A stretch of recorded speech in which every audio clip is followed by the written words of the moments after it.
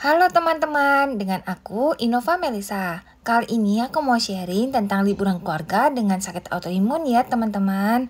Anakku yang kecil sam-sam kena autoimun tahun lalu. Dan sampai sekarang masih melakukan pengobatan kemoterapi 3 bulan sekali. Awalnya sempat takut sih ngajakin dia liburan. Kenapa? Karena pengobatan autoimun itu kan menekan imun tubuh. Padahal kalau liburan kan ketemu banyak orang.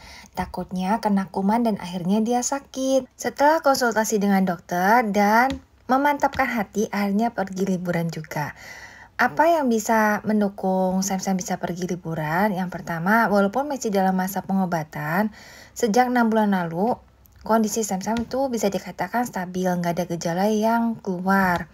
Puji Tuhan banget, setelah melakukan perubahan pola hidup sehat, Sam-Sam jauh lebih sehat dibandingkan sebelum diagnosa autoimun. Yang kedua adalah pengobatannya kemoterapi saja, itu 3 bulan sekali. Dan ketika kami pergi liburan, dilakukan di tengah-tengah masa kemoterapi itu. Jadi nggak habis kemo langsung pergi liburan, enggak. Tapi di antara waktu kemoterapi itu. Jadi kondisinya bisa dibilang stabil, sudah sehat seperti itu. Dan selama liburan pun kami pilih-pilih tempat yang bersih, kemudian yang bisa mendukung pola hidupnya tetap sehat ya teman-teman. Nah, memang godaan banget itu ketika memilih makanan. Seperti kita tahu ya, di hotel atau di tempat makan, memilih makanan sehat itu nggak gampang. Di sana sini banyak makanan yang menggoda. Yang manis-manis, yang gluten, yang dairy itu kan nggak boleh ya untuk penderita autoimun. Supaya tetap bagus, kondisinya tetap stabil saluran cernanya. Nah, di sana sini tuh ada banyak, apalagi lihat anak-anak lain itu juga makan makanan seperti itu, bikin Sam-Sam pastinya kepengen ya. Nah, supaya tetap stabil, hindarilah tetap makanan-makanan seperti itu. Dan kita sebagai orang tua, anggota keluarganya, juga melakukan hal yang sama. Jadi jangan minta anak nggak makan donat, tapi kita sendiri makan donat di depan anak. Jangan seperti itu ya. Kemudian kita pilih-pilih makanan. Walaupun banyak makanan yang gak sehat, banyak juga kok makanan yang sehat. Misalnya ini ada toge rebus, ada soto, seperti itu. Boleh juga kok di beberapa hotel kita membawa makanan favorit kita sendiri.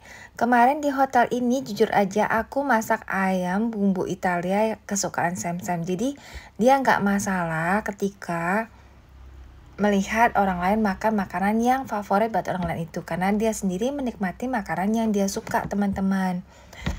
Oh iya, ada satu alat yang sangat menolong kami untuk memantau pola hidup Sam-Sam tetap oke, yaitu jam tangan pintar ya teman-teman. Jadi di sini kita bisa lihat jumlah langkah kaki. Jadi bisa lihat udah capek banget belum kalau misalnya sehari dia 4.000 langkah, jangan sampai 12.000 langkah gitu.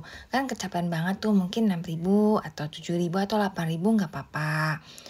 Kalau udah lebih dari itu balik ke hotel istirahat.